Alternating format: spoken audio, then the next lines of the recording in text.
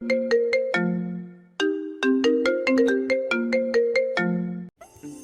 যে extremers love story channel থেকে আমি মেহের বলছি। নিত্য নতুন গল্প পেতে এক্সট্রিমার্স লাভ স্টোরি চ্যানেলটি সাবস্ক্রাইব করে বেল আইকনটি বাজিয়ে দিও, কেমন? আর হ্যাঁ, ধন্যবাদ সবাইকে। বলি সে গটগট করে রুমে চলে যায়। আশরাফ ঝিমুনি দিয়ে সকলের কথা শুনছে, কোনো কিছু মাথায় ঢুকছে না আর ঢুকাবেও না। শুধু সময় মতো সব কটাকে দেখে নেবে। তার পরিবারের দিকে কেউ হাত বাড়াক না, সেই হাত কেটে তা দিয়ে পেইন্টিং করবে। মনে মনে এগুলো ভেবেই আশরাফ হাই তুল্য ঘুম পেয়েছে, তার ঘুমাবে। এত চিন্তার কিছু নেই, ইদানিং মানুষ মারতে বেশি মজা পায় সে। সেদিন একটার হাত কেটে লোভ বেড়ে গিয়েছে, আরও একটার পা কেটে আসা উচিত ছিল। ওই আইন কর্মকর্তাদের ওপর বিন্দুমাত্র বিশ্বাস করা মোটেই উচিত হয়নি। সে যেমন টাকা দিয়ে তার অপরাধ ঢেকেছে, তেমন ওই নরপশুগুলোও তো টাকা দিয়ে নিজেদের ছাড়িয়ে নিতে পারে। ইস, ভুল হয়ে গেল। টাকা যখন দিয়েছেই তখন আরও দুটোর হাত পা কেটে আসতো হতো। সপ্তাহ গড়িয়েছে, 7 দিন কারো কাছে 7 ঘন্টার সমান, তো কারো কাছে 7 জনমের মতো। আর যার কাছে 7 দিন 7 দিনের মতোই লাগে, সেই ব্যক্তি প্রকৃত অর্থে জীবন উপভোগ করছে। কেননা একমাত্র সেই সুখ দুঃখ ঝামেলা চিন্তা জীবনের প্রেশার সামলে সময়ের সঠিক প্রবাহ অনুধাবন করতে পারছে। কেউ কেউ তো জীবন যুদ্ধের এই আপস অ্যান্ড ডাউন প্রবাহে গা ভাসাতে গিয়ে মুহূর্ত, ঘন্টা, দিন, সপ্তাহ, মাস, বছর যেন ভুলেই বসে। রাত তখন 9টা বেজে 39 মিনিট। রাত্রির এই প্রহরে এসে পুরুষ মানুষের গতরে ক্লান্তি, বিশ্রাম, কর্মব্যস্ততা থেকে মুক্তির তীব্র আকাঙ্ক্ষায় দেহ মস্তিষ্ক প্রায় সঙ্গ ছেড়ে দেওয়ার উপক্রম। তবে এ যেন হবার নয়। তাদের ওপর যেমন গোটা সংসারের দায়িত্ব থাকে, তেমনি কর্মক্ষেত্রেরও একটা গুরুত্বপূর্ণ অংশের দায়িত্ব থাকে। ক্লান্তি অবসাদ ভুলে তাকে সবটা দক্ষ হাতে সামনে নিতে হয়, হবেই। তার উপর যে কত দায়িত্ব, আর সেটা যদি হয় একজন দেশ সেবক, তাহলে তো কথাই নেই। দেশের সেবায় দৈহিক ক্লান্তি কেন তারা প্রাণটাকেও গুরুত্ব দিতে পারে না। মেজর দর্পণ এহসানের হুঙ্কারে আজ সেনানিবাসের অভ্যন্তরীণ পরিবেশ খানিক বিভ্রাটপূর্ণ, থমথমে। সকলে আজ কাজ গুছিয়ে ঘরে ফেরার কথা ভুলে ছোটাছুটি করছে সেনানিবাসের কোনায় কোনায়। আগামীকাল 10টায় কোর্টে শুনানি। আগের রাতে সব কাগজপত্র এত মাস ধরে গোছানো, সব প্রমাণ তথ্য দর্পণ রিচেক করে গুছিয়ে রাখতে এসেছিল। তবে এই কেসের শুরু থেকেই যেন তার ভাগ্য উল্টো দিকে দৌড়াচ্ছে। দর্পণের হাতে ধরা দেবে না তার কামরা অগোছালো গুরুত্বপূর্ণ কাগজপত্র তার অফিস রুমের লকারে রাখা ছিল, যেগুলো একটাও সে খুঁজে পাচ্ছে না এখন। মূলত তার ক্রোধের কারণ এটাই, তার পেন ড্রাইভে সকল তথ্যের ভিডিও কপি জমা ছিল, অথচ এখন সেটাও ওপেন হচ্ছে না। নিজের সর্বোচ্চ চেষ্টা দিয়েও যখন সুবেদার ব্যর্থ হলো, তখন অসহায় দৃষ্টিতে তাকায় স্যারের ওই থমথমে মুখশ্রীর দিকে। দার্শনিকের ন্যায় তীক্ষ্ণ দৃষ্টি সিসিটিভি ফুটেজে স্থির এঁটে আছে। দিলজার সহ অফিসের সকলে ইশারায় সুবেদারকে জিজ্ঞেস করে কোনো কিছু করতে পারল কিনা। সুবেদার অসহায়ত্ব প্রকাশ করে মাথা নাড়ে। সকলে একটা হতাশার দীর্ঘশ্বাস ফেলে দিলজার হতাশ হয়ে চিন্তিত কণ্ঠে শুধায়, স্যার, আমরা এখন কি করব? একটা পেন ড্রাইভও তো ওপেন হচ্ছে না। পেন ড্রাইভ যদি ওপেন না হয়, তবে আগামীকাল আমরা কিভাবে অতিরিক্ত সময়ের আপিল করব? অন্তত আশা চৌধুরীর ডেথ সার্টিফিকেটটাও যদি আমরা দেখাতে পারতাম, তাহলেও একটা উপায় হতো। দর্পণ ললাটে ক্ষীণ ভাঁজ, বিন্দু বিন্দু ঘাম জমেছে সেথায়। শ্যামলা মুখশ্রী আরও শ্যামলা তেলতেলে দেখাচ্ছে। সেদিন মনোযোগ রেখেই লঘু স্বরে বলল, বিকেলে 1টা থেকে 1টা 45 পর্যন্ত সময়কার ফুটেজ মিসিং। দোতলায় চাচায়ের সঠিক ব্যাখ্যা চাই আমি। উপস্থিত সকল কর্মকর্তার দৃষ্টি সিকিউরিটি ইনচার্জ আব্দুল দেলোয়ার প্রবীণ এক কর্মকর্তার রক্তশূন্য মুখশ্রীর দিকে। কুচকানো চামড়ায় আবৃত চোখে আতঙ্ক। এত বছরের নিষ্ঠায় না আজ আঙুল ওঠে। সে তড়িৎ গতিতে এগিয়ে যায় দর্পণের দিকে। কৈফিয়ত দেওয়ার তাগিদে বলে, স্যার, আমার ডিউটির ব্রেক শুরু হয় 1টা থেকে 2টো অবধি। আজ আমি লাঞ্চ সাথে করে নিয়ে আসিনি, তাই বাড়িতে গিয়েছিলাম। আপনি চাইলে আমার বাড়ির লোকের সাথে কথা বলে দেখতে পারেন। স্যার, এই টাইমে সকলেই মোটামুটি লাঞ্চ টাইমে ব্রেকে একটা অবসর কাটাই। তার মানে কেউ এই সময়ে কাজটা করেছে। এই সময়ে বাহিরের কেউ প্রবেশ করেনি সেনানিবাসে। তাহলে কি অভ্যন্তরীণ কেউ জড়িত এগুলোর সাথে? দিলজারের কথায় দর্পণ চোখ তুলে তাকায় কক্ষে অভ্যন্তরীণ সকল কর্মকর্তাদের দিকে। সরু দৃষ্টি একবার ঘুরে আসে প্রত্যেকের মুখশ্রীতে। দৃষ্টি সরিয়ে আদেশের কণ্ঠে বলে, মেজর ওয়ালিওয়াল্লার থেকে একটা পেন ড্রাইভ নিয়ে আসুন। দেখুন তো সেটা অন হয় কিনা, তাহলে হয়তো খুঁজে বের করতে পারবো কোনো সিস্টেমের সমস্যা হচ্ছে। একজন সৈন্য মেজর ওয়ারিউল্লাহর কক্ষে যায়। তবে মেজর ওয়ারিউল্লাহ কক্ষে নেই। তবে টেবিলের ওপর তার ফোন, পেনড্রাইভ সহ ল্যাপটপ সব কিছু রাখা। তার মানে কাছাকাছি আছে। সে খুঁজল মেজর ওয়ারিউল্লাহকে, কিন্তু পেল না। তাই বাধ্য হয়ে তার বিনা অনুমতিতেই পেনড্রাইভটা নিয়ে যায়। উপস্থিত সকলে প্রাণপণে চেষ্টা করছে যেন আজ রাতের মধ্যে সমস্যার সমাধান করতে পারে। সকলে অধীর আগ্রহে সুবেদারের দিকে তাকিয়ে আছে। সুবেদার মেজর ওয়ারিউল্লাহর পেনড্রাইভ ঢোকায় দর্পণের ল্যাপটপে। পেনড্রাইভটি অন হয়। সুবেদার উচ্ছ্বসিত হয়ে দর্পণকে কিছু বলতে যাওয়ার আগেই অসতর্কতার কারণে একটা ভিডিও ক্লিপ অন হয়ে যায়। সুবেদার তড়িঘড়ি করে ভিডিও বন্ধ করতে গেলেও দর্পণ থামিয়ে দেয় এবং ল্যাপটপটি টেনে সামনে আনে। উপস্থিত সকলে কৌতূহলী হয়ে স্যারের সাথে ভিডিওটি দেখতে শুরু করে। তবে ভিডিওটির সেকেন্ড 2 যেতেই সকলের শির দ্বারা সোজা হয়ে গেল। একে অপরের দিকে বিস্ফোরিত নয়নে তাকায়। দর্পণ স্তম্ভিত চিত্তে চেয়ার ছেড়ে উঠে দাঁড়ায়। সিয়াসা বদলেছে তার স্বভাব। চপলতা, চঞ্চলতা হাসির বদলে জায়গা করে নিয়েছে স্বল্পভাষী গাম্ভীর্যতা, মুচকি হাসি, যেটিও কালভেদে দুষ্কর ঠেকছে। সর্বদা আর্লি রাইজারের ট্যাগ পাওয়া মেয়েটি এখন ঘুম থেকে উঠতে উঠতে 10টা পার করে দেয়। তবুও চোখ মেলতে তার অপারগতা প্রকাশ পায়। দেহের চঞ্চলতা, বাচ্চামো দূর হয়ে অলসতা এসে ভর করেছে। শাড়িগুলোকে অযত্নে অবহেলায় দেহ থেকে বিতাড়িত করা হয়েছে। দেহে জড়িয়েছে সালোয়ার কামিজ। সর্বদা সাজবিহীন থাকতে পছন্দ করা মেয়েটি এখন কমফোর্ট জোনকে উপেক্ষা করে চোখে কাজল লাগায়, চেহারায় লাগায় কৃত্রিম সাজ সরঞ্জাম। তার জীবনের মানে এখন মানিয়ে নেয়া, তাই সে জোরপূর্বক সব কিছুতেই নিজেকে মানিয়ে নিচ্ছে। সময় নিয়ে সাজগোজ করে চেহারার মলিনতা লুকায়। বাবার প্রত্যেকটা কথা করায় গান্ডায় মেনে চলে, টুস শব্দটি করে না। জেদ দেখায় না। বাহিরে যাওয়ার কথা শুনলেও তার মধ্যে অপারগতা, অলসতা, অনীহা দেখা যায়। মাথায় তেল দেওয়ার জন্য যেখানে আশরাফ সাইফের এক দফা যুদ্ধ লেগে যেত মেয়েটির সাথে, সেখানে এখন মেয়েটি নিচ থেকে যেচে তেল দেয় চুলে। ঝলমলে চুলগুলোকে সর্বদা তেল চুপচুপে করে বেনুনি করে রাখে। অগোছালো এলোমেলো খোলা চুলগুলো রাখার কোনো কারণ নেই, কেননা যত্ন সহকারে সেই অগোছালো চুলগুলো গুছিয়ে দেওয়ার মানুষটি যে তার জীবন থেকে হারিয়ে গিয়েছে। এটো হাতে খাবারের প্লেট সামনে রেখে আশরাফ এক দৃষ্টিতে তাকিয়ে আছে সালোয়ার কামিজ পরিহিতা নীরবে মাথা নত করে খাবার খেতে থাকা মেয়েটির দিকে। খাবার নামছে না গলা থেকে। নামবে কি করে? চোখের সামনে হাসি খুশি প্রাণবন্ত মেয়েটিকে হারিয়ে যেতে দেখা মানে তাদের ঘরের সৌন্দর্য, উজ্জ্বলতা হারিয়ে যাওয়া। সে কি করে সহ্য করবে পরিবর্তিত এই সিয়াকে? এখন আর তার টি শার্ট ঘুম করে না, কেউ ঝগড়া করে না। আশরাফের ধ্যান ভাঙে সিয়াসার বমির শব্দে। খাবার টেবিল ছেড়ে সিয়াসা ছুটে যায় ওয়াশরুমে। সাইফ আশফাক আহমেদ চিন্তিত তটস্থ পায়ে তাকে এগিয়ে পিছু পিছু যায়। বেসিন আঁকড়ে বমি করছে। ইদানিং খাবার খেতে গেলেই মেয়েটার শুধু বমি আসে, আজ তো করেই দিল। সাইফ তাড়াতাড়ি পেছন থেকে মেয়েকে আগলে নেয়। আশরাফ এক গ্লাস পানি নিয়ে ছুটে যায়। সিয়াসা পানি খেয়ে দুর্বল হাসি দেয়। সাইফের বুকের ভেতরটা মুচড়ে ওঠে মেয়ের ভেঙে যাওয়া চোখ মুখ দেখে। চোখের নিচে কালোর প্রলেপ পড়ছে, চোখ মুখ শুকনো। সিয়াসা মৃদু হেসে বলল, আর খাবার খেতে ভালো লাগছে না পাপা, আমার পেট ভরে গিয়েছে, তোমরা খাও, আমি একটু শুয়ে থাকি। ইদানিং কিছু খেলেই বমি আসে, হয়তো অ্যাসিডিটি বেড়েছে আমার। বলেই কাউকে কিছু বলার সুযোগ না দিয়ে সে ঘরের দিকে পা বাড়ায়। সকলে নীরবে খাবার টেবিলে ফিরে যায়। মৃণালকে ঘুম পাড়িয়ে সাইফ নিঃশব্দে বিছানা থেকে উঠে দাঁড়ায়। দরজা খোলার শব্দে সে দরজার দিকে তাকায়। আশরাফ দরজা চাপাচ্ছে। সাইফ মৃদু হেসে শুধায়, কিছু বলবে? এসব কি শুরু করেছো দুলা ভাই? আশরাফ গম্ভীর গলায় জিজ্ঞেস করে। কথার মর্মার্থ বুঝেও সাইফ অবুঝ গলায় বলল, কি করেছি? আশরাফ আচম্বিত চিত্তে খানিক চেঁচিয়ে উঠল। ক্ষিপ্ত কণ্ঠে বলে, সিরিয়াসলি দুলা ভাই, এটা তুমি বলছো?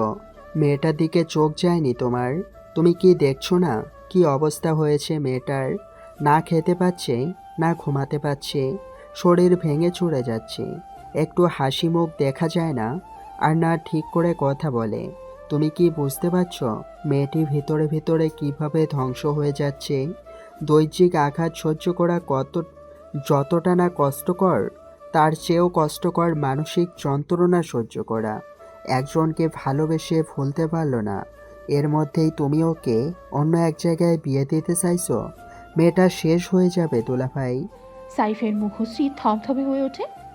সে এখন যথেষ্ট বড় হয়েছে, কোনটা ভালো কোনটা মন্দ সে বোঝে, আর সে নিজেই রাজি হয়েছে বিয়েতে, আমি জোর করিনি। আশরাফ হো হো করে হেসে ওঠে। সত্যি তুমি জোর করনি? মেয়ের হাতে বিষ তুলে দিয়ে বলছো তুমি জোর করনি? আর শিয়া যদি এতই বড় হয় থাকে তবে ওকে বলছো না কেন ওর মা কিভাবে মারা গিয়েছে? এখনও কেন লুকাচ্ছ তার থেকে? কেন সেদিন রাতে মিথ্যা বানোয়াট কাহিনী বানিয়ে শুনিয়ে দিলে? মিথ্যা গল্প শুনিয়ে মেয়ের সিম্প্যাথির সুযোগ নাওনি? হ্যাঁ হ্যাঁ বলেছি মিথ্যা। তো কি বলবো বলতে পারো? কি বলবো? বাবা হয়ে মেয়েকে এটা বলবো যে তার বাবার সামনে তার 5 মাসের গর্ভবতী মাকে গণধর্ষণ করা হয়েছে, আত্মহত্যা করতে বাধ্য করা হয়েছে, এটা বলবো? এটাই শুনতে চাইছো? ভেবে দেখেছো ওই মেয়েটির সামনে আমি দ্বিতীয়বার কিভাবে দাঁড়াবো? কোন সাহসে দাঁড়াবো? সব সময় সুপারম্যান বলে ডাকতে থাকা মেয়েটিকে কিভাবে বলবো তার বাবা সুপারম্যান নয়, একজন কাওয়ার্ড? আমার এই সাহস নেই, আমি নিজের সাথে চোখ মেলাতে পারি না, তোমার ওই সন্তান হারা বাবার সাথে চোখ মিলাতে পারি না। আশার কাছে ক্ষমা চাওয়ার সুযোগটুকু নেই, অন্তত শ্বাস নেওয়ার জন্য আমি আমার মেয়েটিকে চাই। মেয়ের চোখে চোখ রেখে বাকি জীবনটা পার করতে চাই। মেয়েটির ওই চোখে বাবার জন্য ঘৃণা দেখলে যে আমি বেঁচে থাকার শেষ কারণটুকু হারিয়ে ফেলবো। সাইফ চিৎকার করে বলল, চোখ দিয়ে অনর্গল অশ্রু গড়িয়ে পড়ছে। নাকের পাটা বারবার ফুলে উঠছে, ছোট ঠোঁট সহ পুরো শরীরে মৃদু কম্পন বয়ে গেল। আশরাফ শক্ত চাহনিতে তাকিয়ে রইল ক্রন্দনরত দুলাভাইয়ের দিকে। নগ্ন দেহের স্ফীত উদর আঁকড়ে আর্তচিৎকারে করছে স্থূল দেহের অধিকারী নারীটি। নারী দেহে পরপর 2 জনের বিরতিহীন পাশবিক আধিপত্য চলছে। নারীটির চোখ বারংবার বেরিয়ে যাচ্ছে দৈহিক যন্ত্রণায়, কণ্ঠস্বর আটকে যাচ্ছে, তবুও সে ক্ষীণ কণ্ঠে চিৎকার করে যাচ্ছে, আমার বাচ্চারা মরে যাবে, দয়া করে ছেড়ে দিন, আপনাদের পায়ে পড়ি। অনতি দূরে খাকি পোশাকে আবৃত, হাত পায়ে শিকল পরানো এক যুবককে 4 জন অনবরত আঘাত করে যাচ্ছে। আর যুবকটি তাদের পায়ে ধরে কাঁদছে, চটফট করছে, চেঁচাচ্ছে, অনুনয় করছে তার স্ত্রী গর্ভবতী, তাকে ছেড়ে দিতে বদলে তার প্রাণ নিয়ে নিন, সে সব করতে রাজি, তবুও তার স্ত্রীকে ছেড়ে দিক, সে কাউকে কিছু বলবে না। চোখের সাদা অংশে ছোট ছোট শিরার ন্যায় বিস্তৃত সুতোর ন্যায় অংশগুলো লাল হয়ে উঠল। চোখের 2 কর্নার রক্তবর্ণ, ঠিক যেমনটা কান্না করার আগ মুহূর্তে চোখের অবস্থা হয়। তাহলে কি কঠোর মুখাভঙ্গির মেজরটি কান্না করে দেবে এত এত মানুষের সামনে? সুবেদার দিলজার সহ উপস্থিত সকলে মাথা নত করে নেয়, কিন্তু দর্পণ সে করে না। অ্যাডামস অ্যাপলটি একবার ওপর নিচ হয়েছিল, এরপর ওই কঠোর প্রলেপে আবৃত দেহে আর কোনো নড়াচড়া দেখা যায়নি। প্রবীণ ওই সিকিউরিটি ইনচার্জে থাকা লোকটির চোখ থেকে নীরবে অশ্রু গড়িয়ে পড়ল। একে একে কয়েকজন অফিসারের চোখ থেকে অশ্রু গড়িয়ে পড়ে। তন্মধ্যে কেউ হাঁপাতে হাঁপাতে ছুটে এসে গতি থামায় ওই কক্ষটিতে। চলন্ত ওই ভিডিও ক্লিপ দেখে তার মেজর ওয়ালিউল্লাহর দেহ সর্বশান্ত হয়ে আসে। রুদ্ধশ্বাস আটকে বলল, আপনি না বলে অন্যের জিনিসে হাত দিতে পারেন না মেজর দর্পণ এহসান। পৃষ্ঠদেশ পুরোটা রক্তেই ডুবে আছে। রক্ত কণিকাগুলো বাতাসের সংস্পর্শে জমাট বাঁধতে শুরু করেছে। অবিন্যস্ত চুলগুলো রক্তে ভিজে জট পাকিয়ে শুকিয়ে গিয়েছে। অনেকটা সময় যাবৎ নিপীড়ন চলছে, অনেকটা। খুব সাধারণভাবেই ছোট্ট বাক্যটি পড়ে গেলেও আমরা সেকেন্ড সময় ব্যয় করে লম্বা শ্বাস নিয়ে একবার লাইনটির অর্থ বোঝার চেষ্টা করা উচিত। লোকে বলে মানুষ নাকি নিজেই নিজের মৃত্যু সৃষ্টিকর্তার থেকে চেয়ে আনে। লোকমুখে শোনা এই কথাটির সত্যতা ঠিক কতটুকু বিশ্বাসযোগ্য? অন্তত এই মুহূর্তে এটা কুসংস্কার বই কি আর কিছু মনে করতে পারছি না। এত জঘন্য মৃত্যু কেউ চেয়ে আনতে পারে না, কখনোই পারে না। শরীরের নির্নাংশ লাশে পরিণত হয়েছে সে বহুক্ষণ। আশা জানে তার বাচ্চা দুটো আর নেই, তার প্রাণটা তখন গলদেশ পর্যন্ত এসে আটকে আছে শুধু। নরপিশাচরা তবুও অসন্তুষ্টই এত সহজে প্রাণটা বের হতে দেবে না। আরও সময় নেবে, ধীরে ধীরে পৃথিবীর সবচেয়ে নিকৃষ্ট মৃত্যু দিয়ে ছাড়বে। আশা সেই থেকে ঘাড় কাত করে নিথর দৃষ্টিতে তাকিয়ে আছে গলা কাটা মুরগির মতো ছটফট করতে থাকা সাইফের দিকে। এক হাত পেটের ওপর বাচ্চাদের আগলে রাখছে, বোঝাচ্ছে মা তাদের সাথে আছে। তখনও দুজন খুবলে নিচ্ছে তার দেহের মাংসর পেশি। এতক্ষণে বোঝা গেল সাইফ কেন নিজামকে অমন উন্মাদের মতো খুন করেছিল। কেননা আশার দেহে আধিপত্য বিস্তারকারী দুজন আর কেউ নয় বরং নাফিস এবং নিজাম ছিল। আশার চোখের কালো অংশটুকু বাদে পুরোটা সাফেদ অংশ রক্ত জমাট বেঁধে টইটুম্বুর। একটু পরেই হয়তো রক্ত গড়িয়ে পড়বে। ছটফট করতে করতেই সাইফ একটা সময় থমকে যায় আশার দিকে তাকিয়ে। ছটফট করা বন্ধ হয়ে যায়। নিগুড় দৃষ্টিতে আশার দৃষ্টির জায়গা বদল দেখে। চোখে কথা বলছে আশা, তার কণ্ঠ হয়তো তার সঙ্গ ত্যাগ করেছে। সাইফ আশার দৃষ্টি অনুসরণ করে তাকায় অদূরে মেঝেতে পড়ে থাকা অচেতন ছোট্ট সিয়াশার দিকে। হঠাৎ করেই সাইফ ফের চটফটিয়ে উঠল।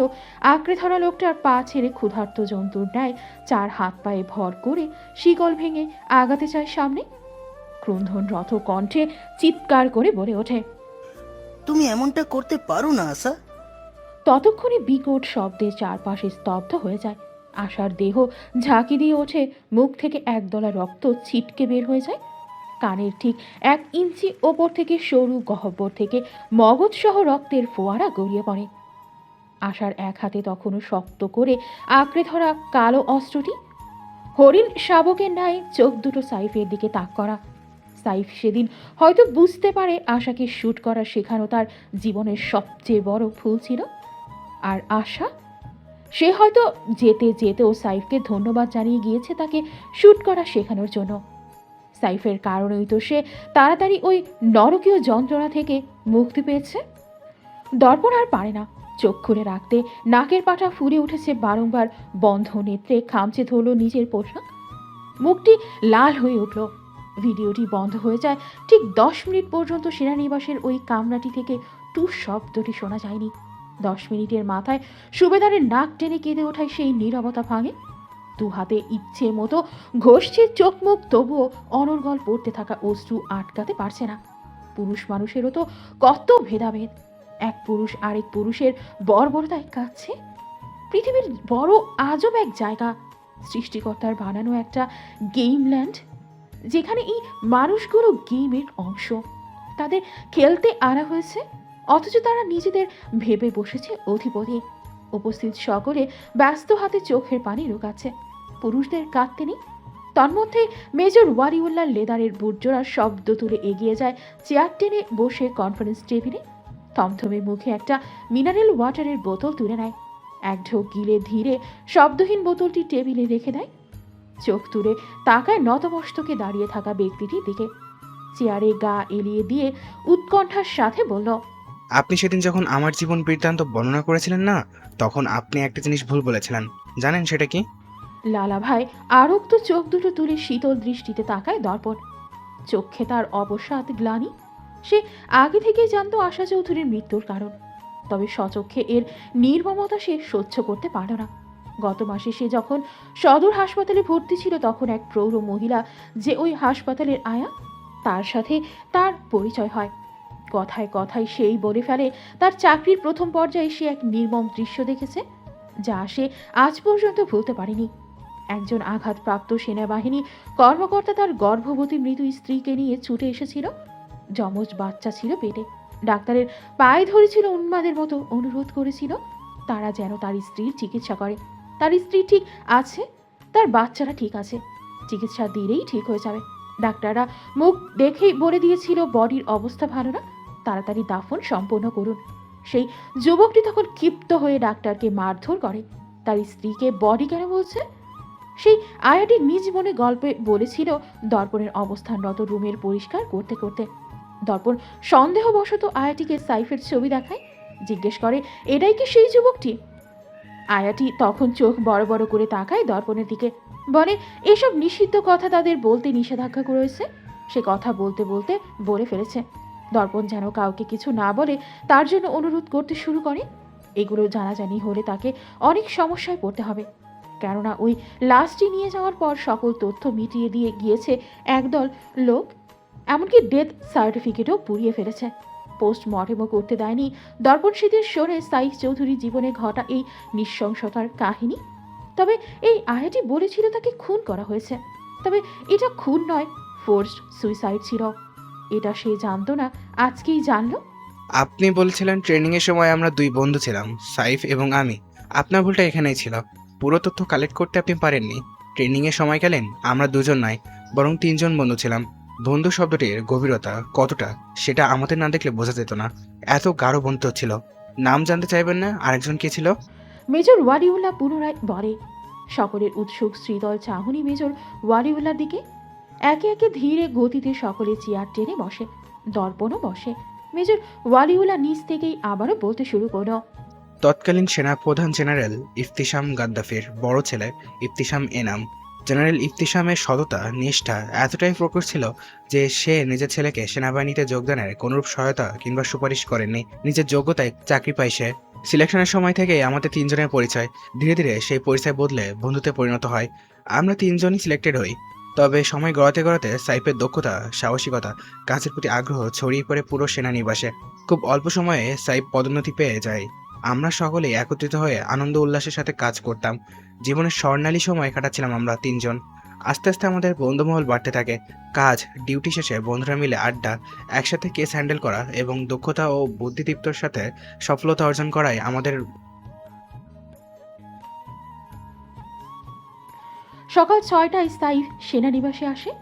গতকাল লেট নাইট পর্যন্ত বন্ধুদের সাথে আড্ডা দিয়েছে। দেহে ক্লান্তি অবসাদের কমতি নেই। সেই ক্লান্তি অবসাদ আরও বাড়িয়ে দেয় সদ্য জয়েন করা সেনাপ্রধান জেনারেল আশফাক আহমেদ। বেটা খচ্চর তেতো মুখে আস্ত এক করলা। লোকটা কোনোভাবেই সাইফকে সহ্য করতে পারে না। সকাল সকাল সাইফকে ঝেড়েছে ইচ্ছা মতো, সাথে একগাদা কাজ দিয়েছে। ওদিকে তার বন্ধুরা কর্মহীনতায় ভুগছে। কাজের চাপ না থাকায় জুনিয়রদের ওপর টহল দিচ্ছে, আর তাকে এসে এসে খেপিয়ে যাচ্ছে। তাকে নিয়ে মজা লুটছে। দেখে নেবে সে প্রত্যেকটাকে। ওই জাদ্রির সেনাপ্রধানের তার সাথে কি এমন শত্রুতা রয়েছে? এমন ভাব করে যেন তার মেয়ে নিয়ে সে টানা হেঁচড়া করেছে। এক রাশ মেজাজ খারাপের বিরক্তির মাঝে কেউ তার দরজায় টোকা দেয়। কোনো সৈন্যরা তো আর দরজায় টোকা দিবে না, তারা তো দারাজ গলায় সেলুট দিয়ে কথা বলবে। সাইফ চোখ তুলে তাকায় দরজার দিকে। আপাদমস্তক সাদা কলেজ ইউনিফর্মে আবৃত ছিমছাম গরনের একটি মেয়ে চোখ পিট পিট করে তাকিয়ে আছে তার দিকে। সাইফ পা থেকে মাথা পর্যন্ত তাকায় এই মেয়েকে। চোখে মুখে আভিজাতের ছোঁয়া। তার কামরায় কোত্থেকে টপকালো? সে ভ্রু নাচিয়ে জিজ্ঞাসা করে, কি চাই? মেয়েটি সহজ সরল অভিব্যক্তি প্রকাশ করে বলে, পাপা। মেজাজটা খারাপ ছিল তন্মধ্যে এই আপদ। সে চিবিয়ে চিবিয়ে বলল, আমাকে কি তোমার পাপার মতো লাগছে? মেয়েটি মাথা নাড়ে, লাগছে না। সাইফ ফোঁস করে, তো আমার কাছে এসে পাপা পাপা করছো কেন? পথ ভুলে এখানে এসেছো? কাঁধের ব্যাগ আঁকড়ে মেয়েটি জড়সড় ভীত সন্ত্রস্ত হয়ে দাঁড়িয়ে আছে। বারবার এদিক ওদিক তাকাচ্ছে। বাবাকে না বলে এসে সে খুব ভুল করেছে তা বেশ বুঝলো আশা। আগে কখনো সে সেনানিবাসে আসেনি। বাবার কড়া নিষেধাজ্ঞা রয়েছে এই বিষয়ে। আজ বাবার জন্মদিন, তাই সে এসেছে বাবাকে সারপ্রাইজ দিতে। ড্রাইভার আঙ্কেলকে জোর করে নিয়ে এসেছে, কিন্তু এখানে এসে বাবাকে খুঁজে পাচ্ছে না। বিশাল পরিধির এই সেনানিবাসে সে কি করে খুঁজবে বাবাকে? ফের আর চোখে ডেস্কে বসা লোকটির দিকে তাকালো। মিনমিন করে বলে, একটা আঙ্কেল বলেছে পাপার রুম এটা, তাই এসেছি আমি। সাইফ ভ্রু কুচকে জিজ্ঞাসা করে, তোমার পাপা এখানে চাকরি করে? নরম কণ্ঠে আসা একটু সহজ হয়। ঘন ঘন মাথা নেড়ে সায় জানায়। সাইফের ভ্রু যুগল নড়ে চড়ে ওঠে। চেহারায় সন্দিগ্ধ ভাব ফুটে উঠেছে। মেয়েটির চেহারায় কার যেন প্রতিচ্ছবি ফুটে উঠেছে, কিন্তু সে নিজের ভাবনা দূর দূর করে তাড়িয়ে দেয়। ওই করলার ফ্যাক্টরি জাদ্রের লোকের এত সুন্দর মেয়ে হবে কি করে? তবুও সন্ধিহান কণ্ঠে শুধায়, নাম কি তোমার পাপার? আশফাক আহমেদ। আশা তটস্থ ভঙ্গিতে জবাব দেয়। সাইফের মাথায় ছোটোখাটো একটা বাজ পড়ে চোয়াল হা হয়ে যায়। এত সুন্দর মিষ্টি প্রোডাক্ট ওই করলার ফ্যাক্টরিতে উৎপাদন হলো কি করে? পুনরায় আগাগোড়া পর্যবেক্ষণ করে ঠিক পুতুলের মতো মেয়েটি। চেহারায় বাচ্চা বাচ্চা ভাব, মখমলের ন্যায় মুখশ্রীর গাল দুটোতে হালকা গোলাপি আভা, চোখ দুটো ভাসা ভাসা টলমলে, ঠোঁট দুটো ঠিক সদ্য জন্মানো বাচ্চাদের ন্যায় পাতলা লাজে। মেয়েটির সৌন্দর্য যত না আকর্ষণ করলো সাইফকে, তার চেয়েও বেশি আকর্ষণ করে মেয়েটির পরিচয়। আশফাক আহমেদের মেয়ে মানে দুর্লভ দুষ্প্রাপ্য। মুহূর্তেই সাইফ নিজের ভবিষ্যৎ সুনিশ্চিত করে ফেলল। বাপ ধমকাবে, হেনস্থা করবে, খাটাবে, আর মেয়ে ভালোবাসবে, আদর করবে, চুমু খাবে। বাহ, জীবন সুন্দর। তার মেজাজ খারাপ উবে যায়। চমৎকার হেসে হুড়মুড় করে চেয়ার ছেড়ে উঠে দাঁড়ায়। চটপটে গলায় বলে, তুমি বাইরে দাঁড়িয়েছো কেন? ভেতরে এসো, ভেতরে এসো। এটাই তোমার পাপার অফিস রুম। এসো এসো। আশা কামরার ভেতরে উকি দিয়ে কৌতূহলী গলায় জিজ্ঞাসা করে, পাপাকে তো দেখছি না, পাপা কোথায়? আসবে, একটু পরেই এসে পড়বে। হ্যাঁ, তুমি বসো এখানে, হ্যাঁ বসো। আশা কচ্ছপের গতিতে ভেতরে ঢুকে সাইফ নিজের সামনের চেয়ারটা এগিয়ে দেয়। আশা অস্বস্তি আঁকড়ে চুপ করে চেয়ারে বসে, আর সাইফ সে নির্লজ্জের মতো সামনের চেয়ারে বসে সেই থেকে এক দৃষ্টিতে তাকিয়ে দেখেই চলেছে তাকে। একেবারের জন্য দৃষ্টি এদিক ওদিক হচ্ছে না। এর মাঝে সে আশার জন্মলগ্ন থেকে এই পর্যন্ত সব তথ্য কালেক্ট করা হয়ে গেছে। আশা চুপচাপ করের পুতুলের মতো শুধু জবাব দিচ্ছে। আশাকে বসিয়ে রেখে সাইফ ওয়ালিউল্লাহকে ফোন দেয়। ফোন তুলতেই সাইফের অদ্ভুত প্রশ্নে ওয়ালিউল্লাহর ভ্রু কুঁচকে যায়। এই অলি, এই করলার ফ্যাক্টরি থেকে স্ট্রবেরি কিভাবে উৎপাদন হয় রে? ওই শালা, দিনে দুপুরে গাঞ্জা খেয়েছিস নাকি? কাজে চাপে মাথা বিগড়ে গিয়েছে? আরে আরে না না, বল না বল না। এই, আমি কি চাষি যে এগুলো জানবো? হয়তো করলা আর স্ট্রবেরি বীজের একসাথে চাষ করেছে। ওয়ালিউল্লাহ আন্দাজে বলল, বেটা করলা স্ট্রবেরির খেতে গিয়ে চরিত্র খুইয়ে বসেছিল বোধহয়, নয়তো এমন সুন্দর মেয়ে আসবে থেকে? হ্যাঁ, তুই কিসের কথা বলছিস সেই থেকে? সাইফ কিছু বলতে যাবে তার আগেই আশফাক আহমেদের তেতোমুখী হুঙ্কার ভেসে আসে। সে তড়িঘড়ি করে এগিয়ে যায়। আশফাক আহমেদ ক্রুদ্ধ চোখে তাকিয়ে আছে সাইফের দিকে। তুমি এখানে আমার মেয়েকে বসিয়ে রেখেছ কোন সাহসে? সাইফ বোকা বোকা হেসে বলল, আমি তো আপনার আমানতের হেফাজত করেছি স্যার। পথ ভুলে এদিকে ওদিকে চলে যেত। হ্যাঁ, তুমি কি আমাকে গদ্য পেয়েছ? ইচ্ছে করে ওকে এখানে বসিয়ে রেখেছ, ওকে আমার কাছে যেতে দাওনি। আশফাক আহমেদ উচ্চ স্বরে বলল। সাইফ তীব্র প্রতিবাদ জানিয়ে বলল, আমি তো ওর সঠিক পরিচয় জানার চেষ্টা করেছিলাম স্যার। ভেবেছিলাম কেউ আপনার নামে মিথ্যা অপপ্রচার চালাচ্ছে। আপনার আবার এত সুন্দর মেয়ে থাকতে পারে নাকি, তাই আমি জিজ্ঞেস করেছিলাম আসলেই ও আপনার মেয়ে কিনা। কি বললে তুমি? আশফাক আহমেদ ফের হুঙ্কার ছেড়ে বলল। ইতিমধ্যেই এনাম, ওয়ালিউল্লাহ সহ তার বন্ধুরা কামরার বাহিরে জড়ো হয়ে উকিঝুঁকি মারছে, ঘটনা বোঝার চেষ্টা করছে। কি বললাম স্যার? আমার মেয়ে থাকতে পারে না? পারে, কিন্তু করলা গাছ থেকে তো আর স্ট্রবেরি উৎপন্ন হতে পারে না। করলা গাছ থেকে করলাই উৎপন্ন হবে, স্ট্রবেরি কি করে হলো? সাইফ অবুঝ গলায় বলল। আশফাক আহমেদ খেপে যায় সাইফের বেহুদা কথাবার্তায়। আশার দিকে রোষাগ্নি দৃষ্টি নিক্ষেপ করে ধমকে উঠল, তোমায় আমি বারণ করেছিলাম না এখানে কখনো আসবে না? পরপরই আশার ড্রাইভারকেও ধমকে উঠল। ও একটা বাচ্চা মেয়ে, ও বলবে আর তুমি নিয়ে আসবে। ড্রাইভার কাচুমাচু মুখে দাঁড়িয়ে রইল। আশফাক আহমেদ বাহিরে গিয়েছিল সেনানিবাসের বাহিরে। আশার গাড়ি দেখে সে ছুটতে ছুটতে এসেছে। কর্মজীবন জড়িত আজ পর্যন্ত কোনো কিছুতে মেয়ের ছায়াও পড়তে দেয়নি। আজ যেন মনে অজানা শঙ্কা আঘ্রে ধরল। তড়িৎ গতিতে মেয়ের হাত ধরে বেরিয়ে পড়ে সেখান থেকে। চলন্ত গাড়িতে আশফাক আহমেদ রাগে গজগজ করছে। আশা মুখ ছোট করে গুটিয়ে বসে আছে, হাতে তখনও একটা গোলাপ ফুল বাবার জন্য এনেছিল। এখনো সাহস করে দিতে পারেনি। কিয়ৎকাল বাদ সে ভয়ে ভয়ে বাবার দিকে ফুলটা এগিয়ে দেয়। বাবার দিকে মিনমিন করে বলে, শুভ জন্মদিন পাপা। আশফাক আহমেদ ফোঁস করে নিঃশ্বাস ছাড়ে। এক হাতে মেয়েকে বুকে আগলে নেয়। বাবা আগলে নিতে আশা প্রফুল্ল চিত্তে হেসে উঠল। আশফাক আহমেদ মেয়ের মাথায় হাত বুলিয়ে দিয়ে বলে, তোমায় আমি বারণ করেছিলাম এখানে কখনো আসবে না আশা। তুমি আজ যেটা করেছ মোটেও ঠিক করনি। আশা মুখ ছোট করে বলল, আমি তোমার সারপ্রাইজ দিতে চেয়েছিলাম পাপা, দুঃখিত। আশফাক আহমেদ কথা বলে না। তার মনে যে অযথায় ভয় জেগে বসেছে। তার ওপর যাক না কেন, তার সন্তানদের ওপর যেন কোনো বিপদ না আসে। আশা কারো চোখে পড়ুক এটা সে কখনো চায় না। না চাইতেও আশফাকের মনে ভয় দানা বাঁধে। আর সেই ভয়কে বাস্তবিক রূপ দান করে সাইফ চৌধুরী এবং ইফতিসাম এনাম। সেই পরিচয়ের পর থেকেই আশার প্রাত্যহিক জীবনের অংশ হয়ে ওঠে সাইফ। সাইফ নাছোড়বান্দা। প্রত্যেকদিন কলেজ গেটের সামনে, কোচিংয়ের সামনে, আশরাফের স্কুলের সামনে তো কখনো আশার বারান্দা বরাবর জারুল গাছটির নিচে প্রগাঢ় হাসি মুখ নিয়ে দাঁড়িয়ে থাকতো। সদ্য যুবতীর তকমা পাওয়া মেয়েটি অনায়াসেই বুঝে যেত সাইফের মনোবাসনা। রাগ দেখালে চুমু ছুটতো, কাছে আসলে বাচ্চাদের মতো আবদার করতো তাকে কেন ভালোবাসা যায় না। বাবাকে বলে দেওয়ার হুমকি দিলেই সাইফ নির্বিকার বলতো ঠিক আছে বলে দাও। হুমকি দিলেও এসব বিষয়ে বাবাকে কখনো বলতো না আশা। সাইফও পিছু ঘোরা বন্ধ করে না, বরং দিন কদিন মেয়েটির অনুমতি ব্যতীত তার উপর একটু একটু অধিকার ফলাতে থাকে। নিজের প্রিয় মানুষটিকে নিজের মতো করে যত্ন করত। কলেজ শেষে যখন ঘরমাক্ত শরীরে বের হলে দেখতে পেত ঠান্ডা পানির বোতল হাতে হাসি মুখে দাঁড়িয়ে আছে সাইফ। প্রচণ্ড অধিকার বোধ খাটিয়ে মেয়েটির ঘাম মুছিয়ে দেওয়ার রোজকার নিয়ম ছিল, আর মেয়েটি বারণ করতে পারতো না, কিংবা করলেও শুনত না।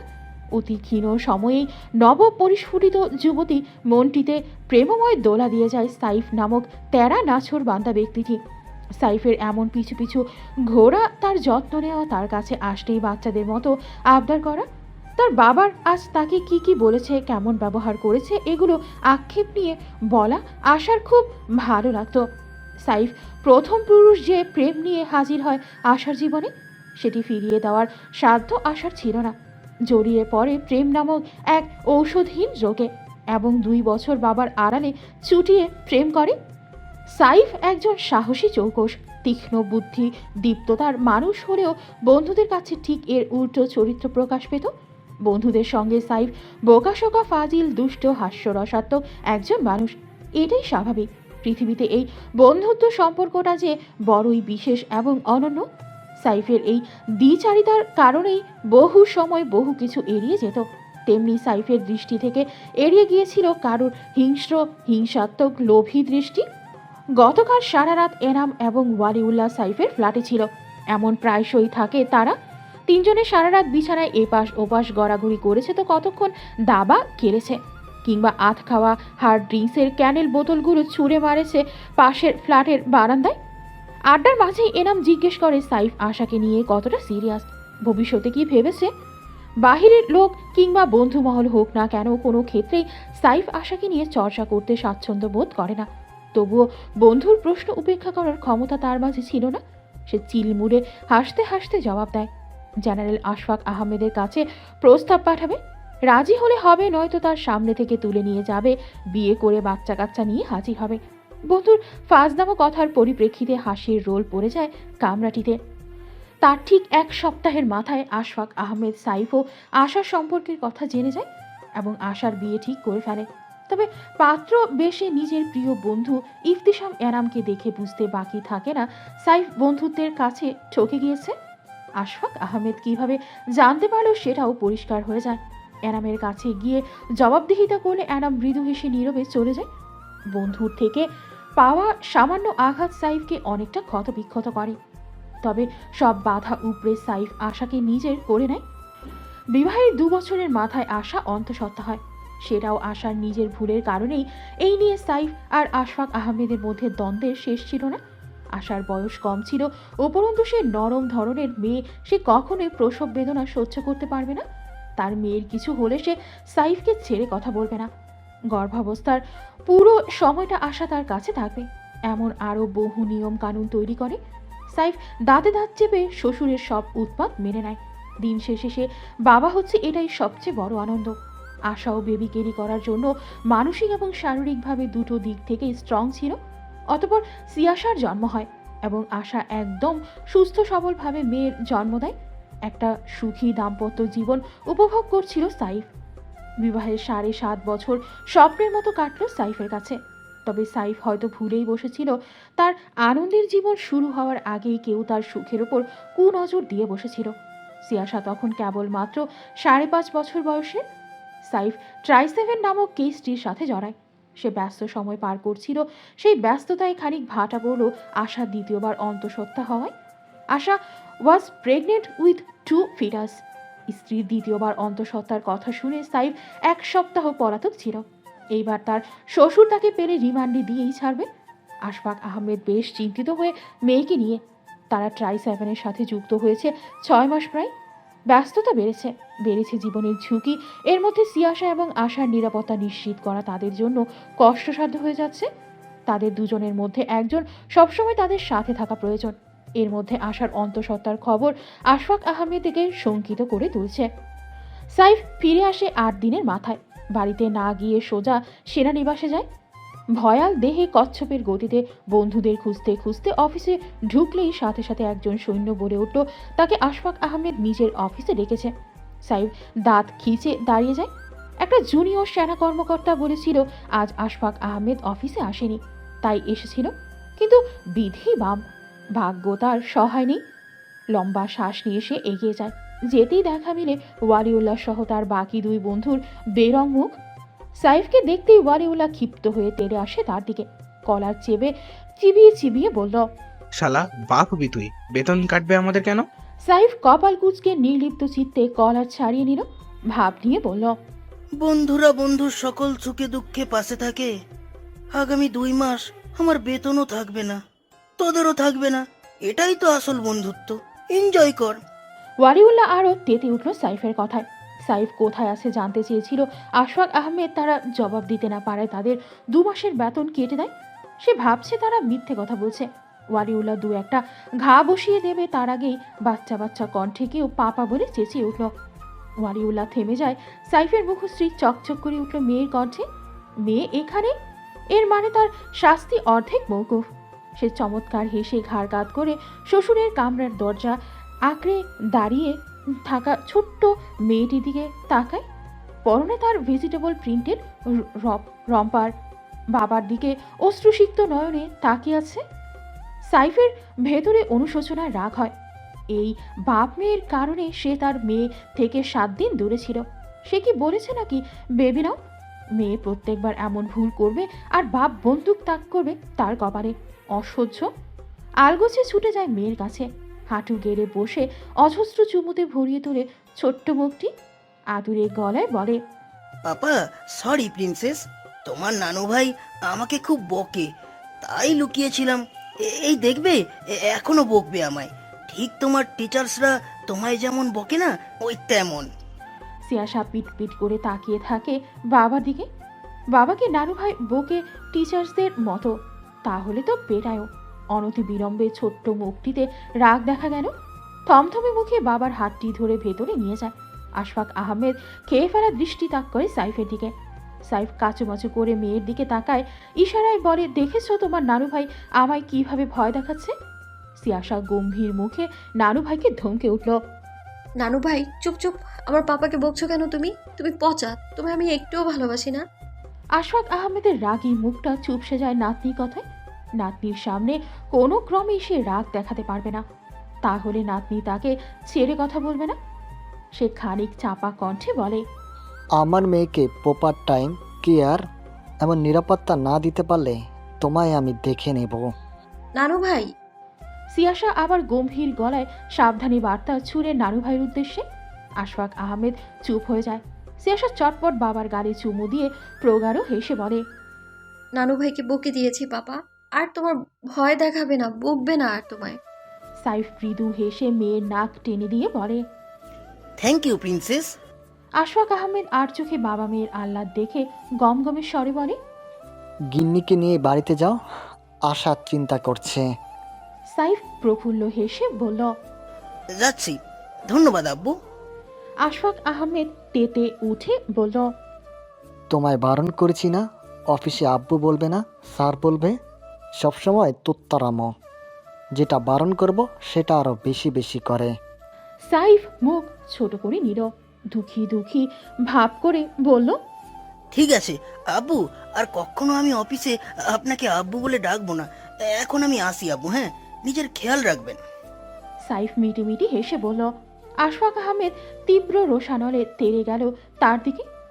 সহসা সিয়াসা নানু ভাইকে চোখ রাঙিয়ে থামিয়ে দেয়। শাহাদাত আঙুল তুলে থমথমে মুখে বলে, তোমায় বারণ করেছি না আমার পাপাকে বকবে না? আশফাক আহমেদ দাঁতের দাঁত চেপে রাগ গিলে নেয়। আব্বু বলবে না বলেও 4 বার আব্বু বলেছে, তাই রেগে বলল, বেয়াদব ছেলে কোথাকার। ট্রাই-7 কেসটি নিয়ে কাজ করছে সাইফ প্রায় 6 মাস হয়ে আসলো। আগামী মাসের প্রথম সপ্তাহে কেসের চূড়ান্ত শুনানির দিন ধার্য করা হয়েছে। তবে সময় গড়াতেই কেসটি সম্পূর্ণ ভার পড়তে লাগলো তাদের ওপর। কেস জড়িত সকল কর্মকর্তাদের একে একে করে সরিয়ে দেওয়া হচ্ছিল। কাউকে নির্মমভাবে হত্যা করা হচ্ছে, তো কেউ সত্যের পথ থেকে নিজেদের সরিয়ে নিচ্ছে, তো কাউকে ক্ষমতার দ্বারা সরিয়ে দেওয়া হচ্ছে। মেজর আমিন গাজী সহ 4 স্বনামধন্য কর্মকর্তাকে খুন করা হয়। আশফাক আহমেদকে রাষ্ট্রীয়ভাবে স্থানান্তরিত করা হয় বান্দরবান সেনানিবাসে। বিপরীত পক্ষ এতটাই ক্ষমতাধর। তখন আশার গর্ভাবস্থার 5 মাসে পদার্পণ করেছে কেবল। সাইফ এতটাই ব্যস্ত থাকে যে কোনো দিন রাতে বাড়িতেও আসতে পারে না। তেমনি আশফাক আহমেদও পরিবারের সুরক্ষা তখন খুবই শোচনীয়। তবে পিছু হাঁটার কোনো উপায় ছিল না। আর না সাইফ পিছু হাঁটবে। আশফাক আহমেদ তখন বেশ বুঝতে পারে তারা ভুল জায়গায় হাত বসিয়েছে। সে সাইফকে বহুবার বলে, যে পর্যন্ত যতটুকু এগিয়েছি আর না ফিরে আসি। কিন্তু সাইফ মহা তেরা, সে পিছু হাঁটবে না। রক্ষক যখন ভক্ষক হয় তার থেকে ভয়ঙ্কর আর কিছু হতেই পারে না। সাবেক সেনাপ্রধান জেনারেল ইফতিসাম গাদ্দাফি বাংলাদেশ সেনাবাহিনীর একজন স্বনামধন্য ক্ষমতাধর কর্মকর্তা ছিলেন। তবে এর বাহিরেও যে তার একটা পরিচয় রয়েছে সেটা সাইফকে স্তব্ধ করে দেয়। চূড়ান্ত শুনানির 2 সপ্তাহ আগে সাইফ বনানীতে এক মন্ত্রীর ফার্ম হাউসে অভিযান চালায়। এই ডার্ক সাইডের সকল লিড কমান্ডারদের গোপন মিটিং ছিল সেখানে। সে খানিক অবাক হয়ে যায় জেনারেল ইফতিসাম গাদ্দাফিকে সেই মিটিংয়ে দেখে। তার চেয়ে অবাক হয় যখন জানতে পারে এই সকল কিছুর লিডার। সাইফ নিজের চোখ কানকে বিশ্বাস করতে পারে না।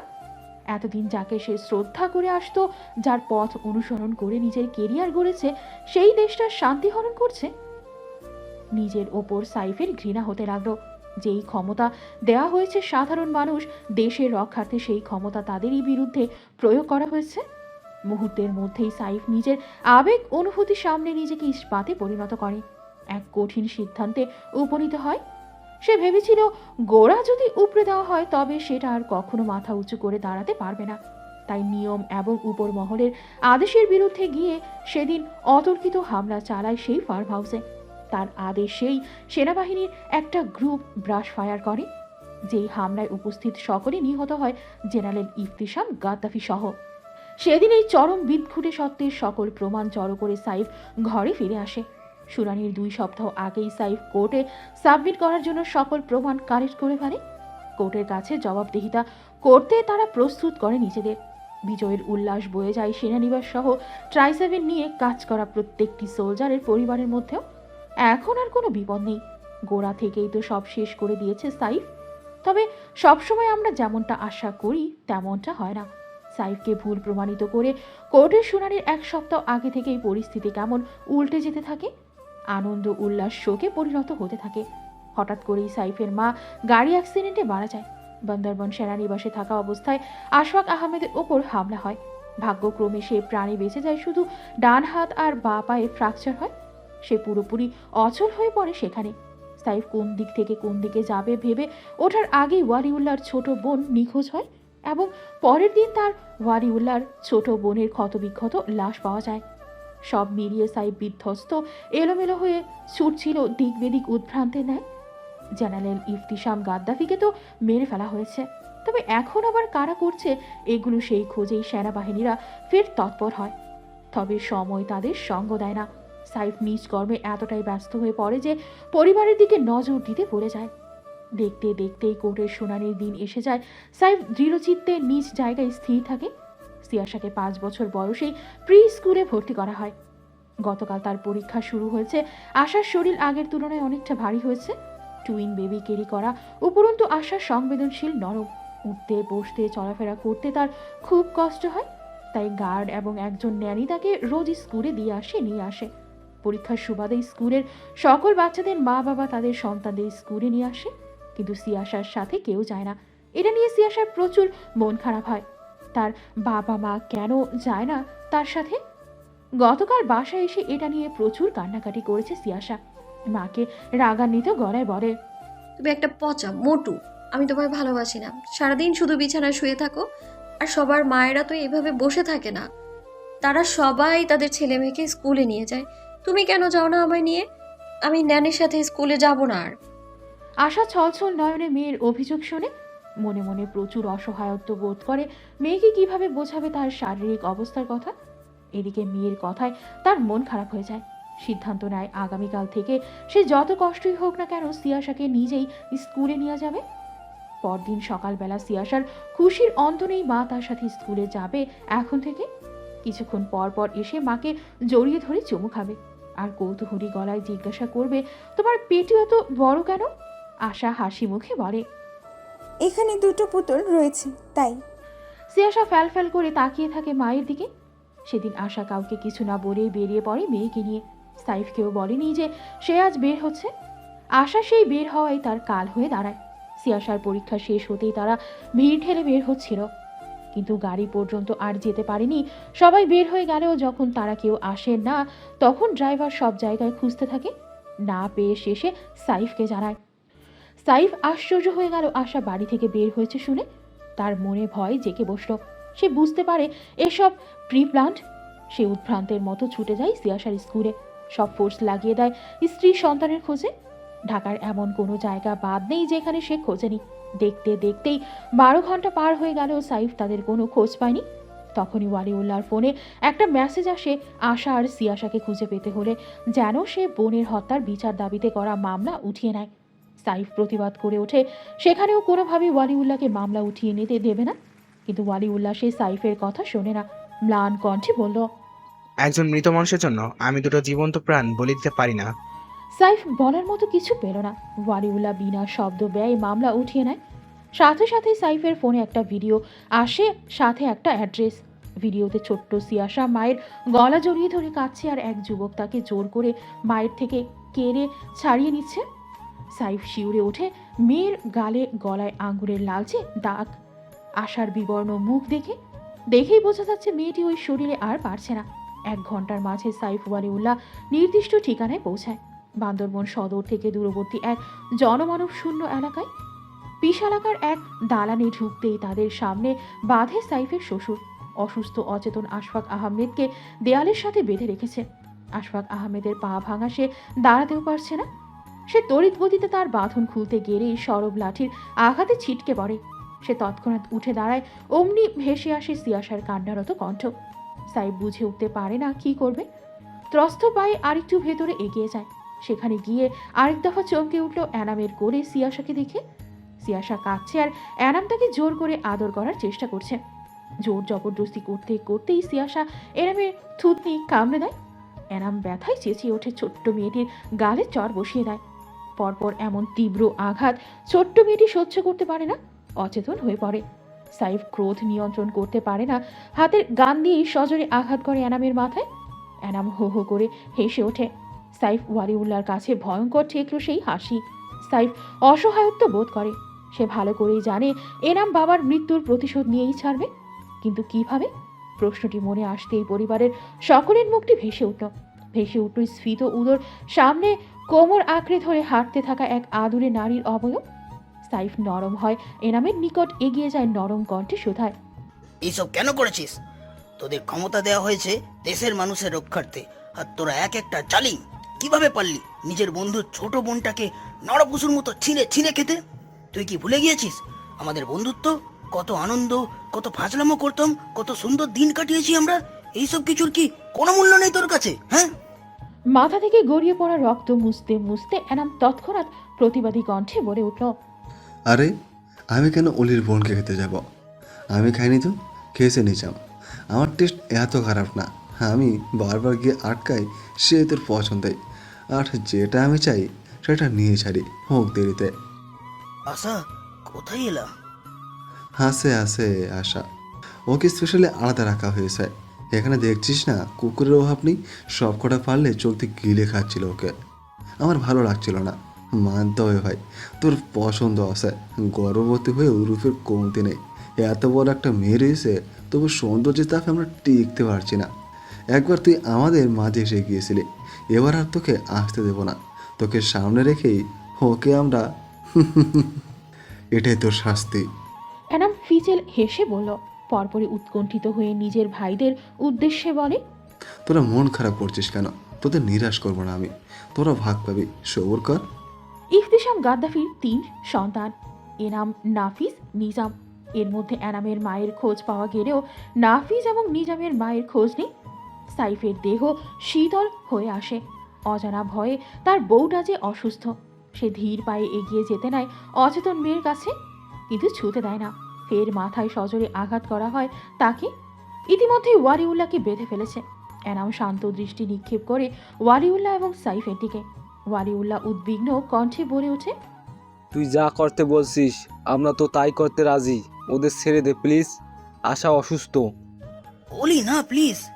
ওয়ালিউল্লাহ পাল্টা চেঁচিয়ে ওঠে। তুই থাম। সাইফ ওয়ালিউল্লাহকে এনাম কথা দিয়েছিল তারা যদি কেস উঠিয়ে নেয় এবং সব প্রমাণ তার কাছে জমা দিয়ে দেয় তবে সে সকলকে ছেড়ে দেবে। ওয়ালিউল্লাহ নিঃশব্দে রাজি হয়ে গিয়েছিল, কিন্তু সাইফ মানতে নারাজ। সে সোলজার্সদের সকল আপডেট জানিয়ে এসেছিল, তারা ঠিক সময় মতো এসে পড়বে, কিন্তু সাইফের জেদ বেশিক্ষণ টিকল না। এনাম হাসতে হাসতে সাইফকে একটা ভিডিও দেখায় যেখানে অফিসের সকল সোলজার্সরা পার্টি করছে, যাদের সে তৈরি থাকতে বলেছিল তারাও। তার মানে তারা সকলেই অ্যানামের লোক। নিরুপায় সাইফ শেষমেশ পর্যন্ত রাজি হয় অ্যানামের সকল কথা মানতে। সে ফোনের মাধ্যমেই কোর্টে জানায় যে এই কেস ক্লোজ করছে এবং সকল প্রমাণও অ্যানামের হাতে তুলে দেয়। অধীর আগ্রহে অপেক্ষারত ছিল কখন আশাকে নিয়ে আসবে এবং সে সকলকে নিয়ে বাড়ি ফিরবে। তবে মুহূর্তেই পরিস্থিতি পাল্টে হিংস্র ধারণ করে। মানুষের পরিবর্তিত রূপ যে ভয়ঙ্কর হয় তেমনি ভয়ঙ্কর ছিল অ্যানামের সেই রূপ। কাউকে ছাড়ে না, বরং সাইফকেও আটক করে লোহার শিকড়ে আবদ্ধ করে তাকে এবং পৃথিবীর সবচেয়ে নিকৃষ্টতম দৃশ্য দেখতে বাধ্য করে। তার সামনে তার স্ত্রীর ওপর অমানবিক নির্যাতন শুরু করে। আশার উপর 3 দফা নির্যাতন করা হয়। প্রথমে এনাম, দ্বিতীয়বার নাফিস, তৃতীয়বার নিজাম। মেয়েটি বারংবার সাইফের দিকে তাকাচ্ছিল, অনুনয় করছিল তাকে বাঁচাতে না পারলে মেরে ফেলুক, তবু এই লাঞ্ছিত মৃত্যু থেকে রক্ষা করুক। স্ত্রীর আর্তনাদ ভরা দৃষ্টি বুঝতে সাইফের সময় লাগে না। সে নিরুপায় হয়ে এনামের পায়ে গড়িয়ে পড়ছিল। সে যা চেয়েছে তা তো করেছে, তবুও কেন এমন করছে? এনাম তখন নীরবে বাবার ছবিটির দিকে আঙুল তাক করে বলে, বাবার মৃত্যুর প্রতিশোধ না নিতে পারলে আমি কেমন ছেলে হলাম বল? আজ আমি গর্বিত ছেলে হিসেবে আমার বাবার খুনিকে আমি পৃথিবীর সবচেয়ে নিকৃষ্ট যন্ত্রণাদায়ক শাস্তি দিয়েছি। তোকে আমার শুরু থেকে সহ্য হতো না সাইফ। তুই সবসময় সব কিছুতে কেন এগিয়ে থাকবি? আমার আগে তোর চোখে আশা পড়ল, বিয়ে করতে চাইলাম, তাও তুই কেড়ে নিলি। তোর জন্য এই শাস্তিটাও আমার কম মনে হচ্ছে সাইফ। অর্ধমৃত আশা তখন নিজের মুক্তির পথ খুঁজতে থাকে। অদূরে পড়ে থাকা বস্ত্রগুলোর মাঝে একটা অস্ত্র খুঁজে পড়তেই তার মুখে হাসি ফুটে ওঠে। নিজামের প্যান্টের পকেট থেকে পড়ে যাওয়া অস্ত্রই কাজে লাগায় আশা নিজেকে মুক্তি দিতে। সেভাবেই সমাপ্ত হয় সাইফের কেরিয়ার। সাইফকে দ্বিতীয়বার ঘুরে দাঁড়ানোর সুযোগ দেয়নি এনাম। সব পথ বন্ধ করে দিয়েছিল, রেকর্ডিং করে রেখেছিল আশার বিবস্ত্র সেই দুর্বিষহ সেই মুহূর্তগুলো। মেয়েকে জীবন্ত ফিরিয়ে আনতেই সব জায়গা থেকে সাইফকে নিজের সকল বিবৃতি বদলে দিতে হয়। আশার মৃত্যুকে অ্যাক্সিডেন্ট হিসেবে ঘোষণা করায় সাইফের মুখ থেকে। কনফারেন্সের মাধ্যমেই সাইফকে স্বীকার করতে বাধ্য করে তার ব্যর্থতা, কাপুরুষতা। বীর সোলজারটিকে কাপুরুষের বেশে বাঁচতে বাধ্য করে। টুং করে আওয়াজ, পিনপতন, নীরবতা আচ্ছন্ন পরিবেশের নীরবতা ভাঙে। কারো ফোনে মেসেজ এসেছে হয়তো। মেজর ওয়ালিউল্লাহ উষ্ণ নিঃশ্বাস ত্যাগ করে ফের পানির বোতল থেকে পানি পান করে। গলা শুকিয়ে গিয়েছে এতক্ষণ যাবৎ কথা বলে। একে একে আচ্ছন্নতা ভঙ্গ করে দর্পণ সহ সকলে পানির বোতল হাতে নেয়।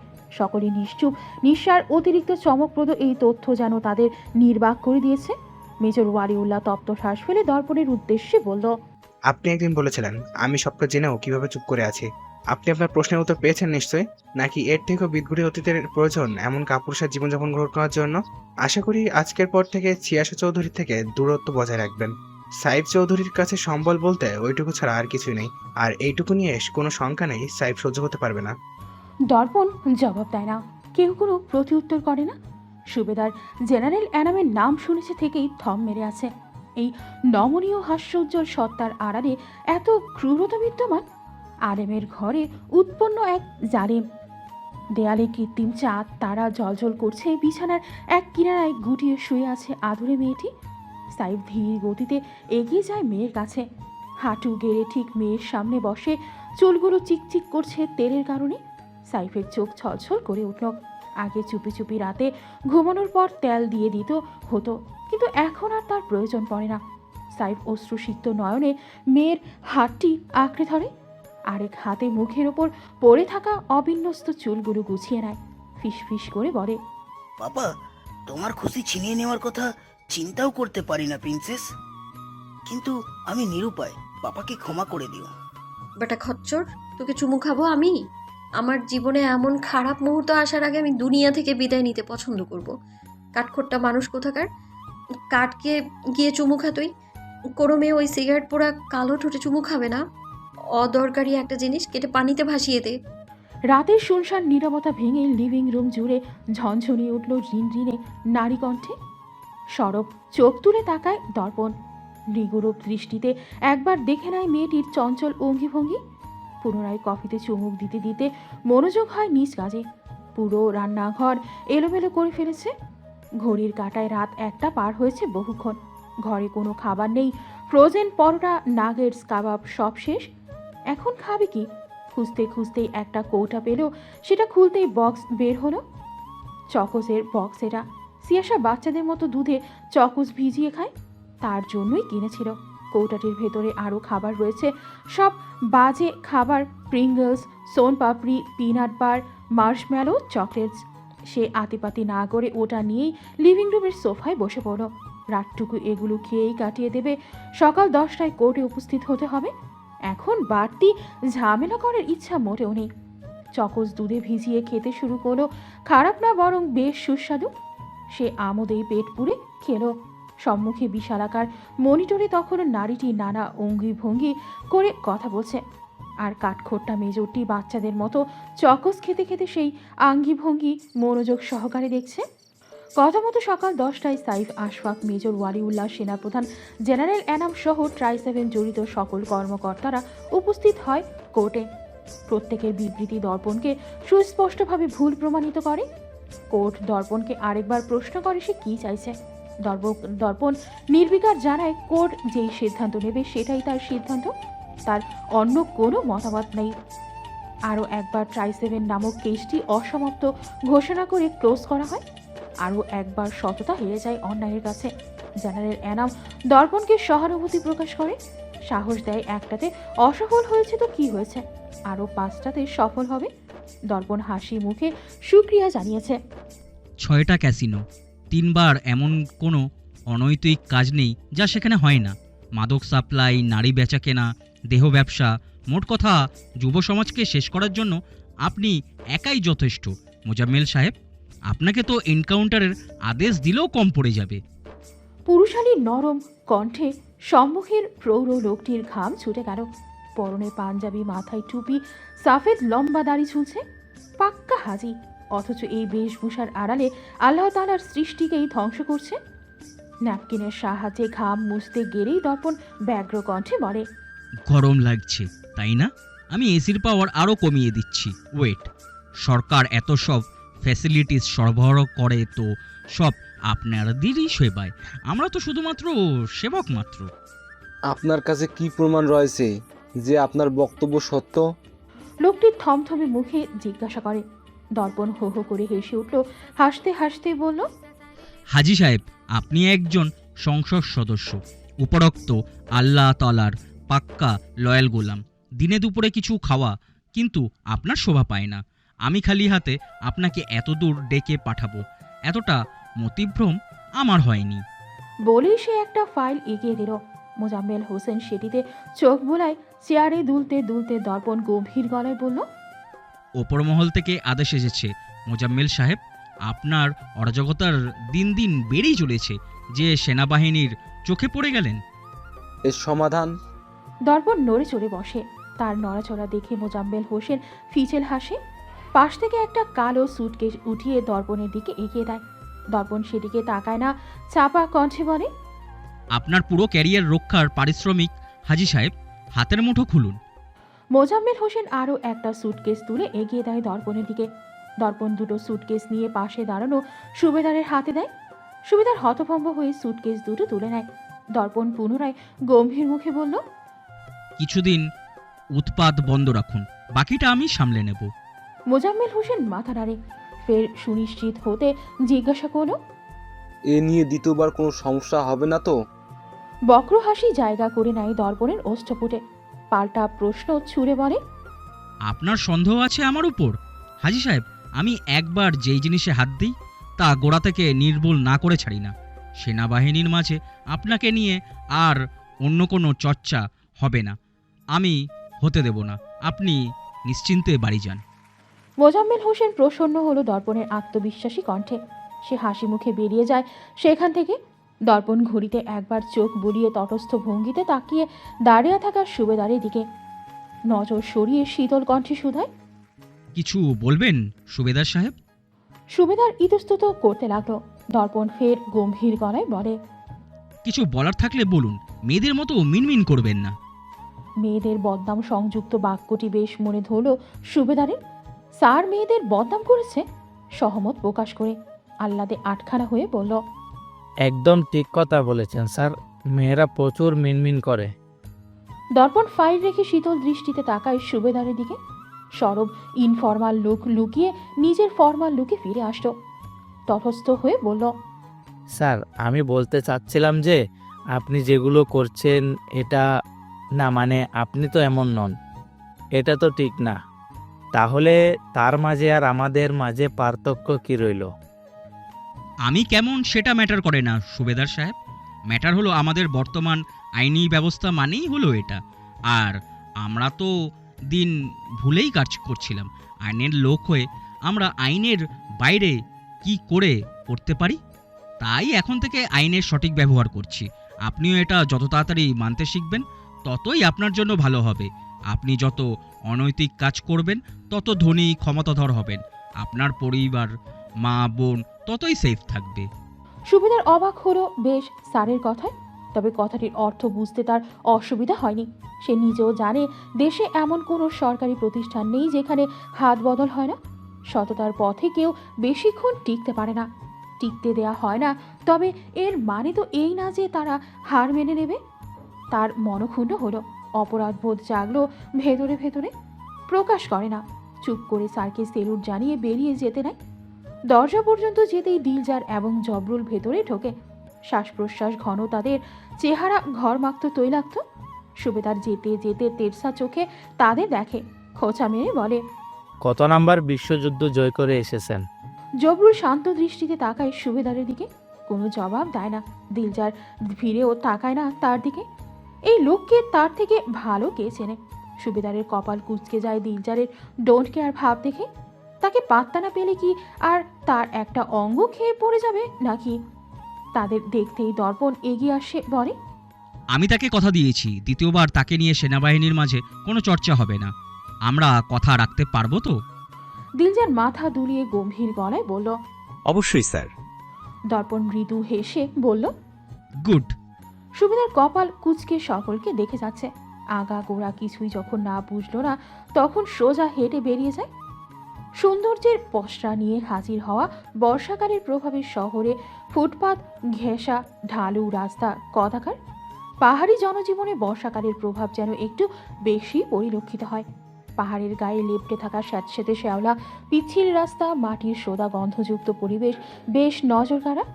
অবারিত মাঠ পানিতে থই থই করছে। নীল গগন যখন তখন মুখ কালো করে বসছে। ভারী দস্যিপনা তার। কখনো কখনো তো ঝুপঝাপ রাগ ঝাড়ছে ধরনীর কোনায় কোনায়, তখন তার রাগের প্রকোপ স্পষ্ট। তবে তার এই হুটহাট রাগ দেখানোতে কেউ বিরক্ত হয় না, বরং খুশি হয়। রুক্ষ শুষ্ক খড়খড়ে ধরনী সহ জনজীবনের সজীবতা ফিরে আসে। কৃষকের মুখে হাসি ফুটে ওঠে। দোদুল্যমান সবুজে ভরা ক্ষেত দেখে। কারো কারো মনে আবার প্রেম ছুঁয়ে যায় বৃষ্টির সেই স্নিগ্ধ ফোঁটা। মনের রুক্ষতা সরিয়ে প্রেমের বাসনা জাগায় অন্তঃস্থরে। ঝিরিঝিরি সেই শব্দ কানে কানে বলে যায়, জীবনে একটা প্রেম থাকলে কি খুব বেশি ক্ষতি হবে? প্রশ্নের জবাব থাকে না, তাই মৃদু হেসে উড়িয়ে দেওয়া হয় প্রশ্নটিকে। উদিত প্রেমের বাসনা সেখানেই অবহেলায় পড়ে থাকে। অপেক্ষায় থাকে কেউ যেন প্রেম নিয়ে আসে। একবার না করবে, দুবার না করবে, তৃতীয়বার জড়িয়ে ধরবে। ভালোবাসার পরিস্ফুটন ঘটায় বৃষ্টি, বাসনা জাগায় প্রেমের। আবার কখনো কখনো কারোর কাছে বিষণ্ণতার বাড়িধারা হিসেবেও আখ্যায়িত হয় এছাড়াও গরিব দুস্থ অসহায়দের জন্য এই স্নিগ্ধ বৃষ্টি ক্লেশ বইকি আর কিছু নয়। যেটুকু যার সহায় সম্বল থাকে সেটুকুও ধুয়ে যায় বহুরূপী।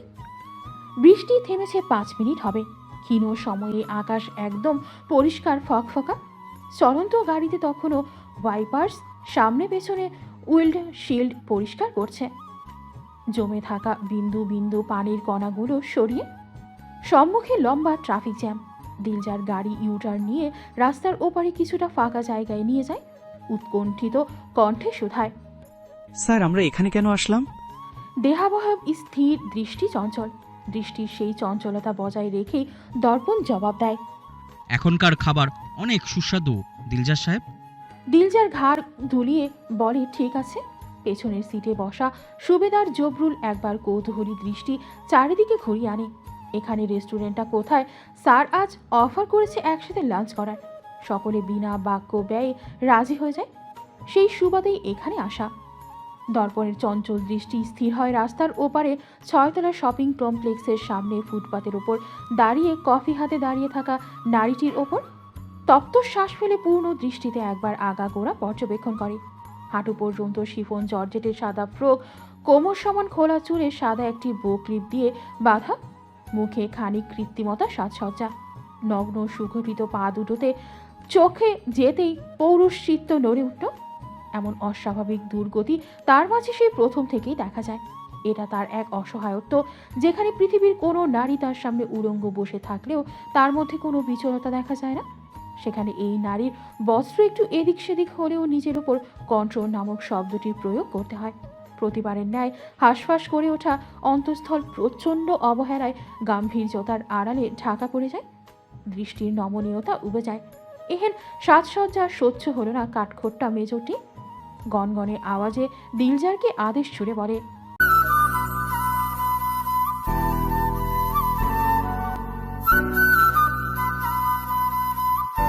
আপনাদের একটা লাইক, একটা শেয়ার আর একটা সাবস্ক্রাইব আমাদের জন্য উৎসাহ। আপনাদের জন্য আরো ভালো কন্টেন্টের প্রতিশ্রুতি। আপনার ছোট্ট ক্লিকে আমাদের পথ চলা বড় হয়। আপনাদের পাশে পেলে আমরা পারবো আরো অনেক কিছু। তাই দেরি না করে এখনই এক্সট্রিমার্স লাভ স্টোরি চ্যানেলটি লাইক দিন, শেয়ার করুন প্রিয়জনের সাথে, আর সাবস্ক্রাইব করে থাকুন আমাদের সাথে।